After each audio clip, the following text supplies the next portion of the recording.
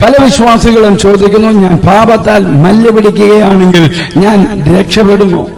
നിങ്ങൾ ക്രിസ്ത്യാനി അല്ല, നിങ്ങൾ അതേ പാപം തന്നെയാണ് വീണ്ടും ചെയ്യുന്നത്, നിങ്ങൾ ദൈവത്തെ ശ്രദ്ധിക്കുന്നില്ല, നിങ്ങൾ ക്ഷമ ചോദിച്ചാലും നിങ്ങൾ ഒരു കാപട്യക്കാരനാണ്. സാത്താനിൽ നിന്ന് നാം കേൾക്കുന്ന നുണകളാണിവ. നമ്മൾ നമ്മോട് തന്നെ സത്യസന്ധരാണെങ്കിൽ നാം എല്ലാവരും പാപത്തോട് പോരാടുന്നവരാണ്.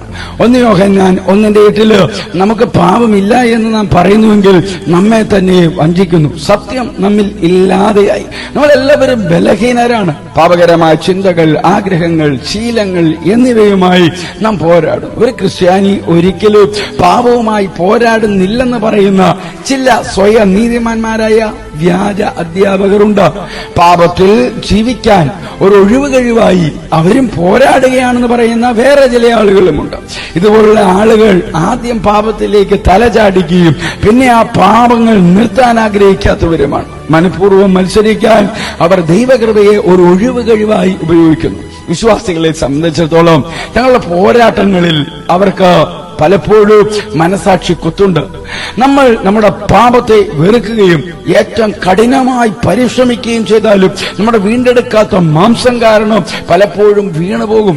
നിങ്ങൾ പോരാടുന്ന ഒരു ക്രിസ്ത്യാനിയാണെങ്കിൽ നിങ്ങൾ തനിച്ചാണെന്ന് വിഷമിക്കേണ്ട. എല്ലാ പാപങ്ങളുടെയും മേലുള്ള വിജയത്തിന്റെ ഏക ഉത്തരവ് യേശു ക്രിസ്തുവിൽ വിശ്വസിക്കുക എന്നതാണ്. യേശു ക്രിസ്തുവിൽ നമുക്ക് പ്രത്യാശയ്ക്ക് വകയുണ്ട്.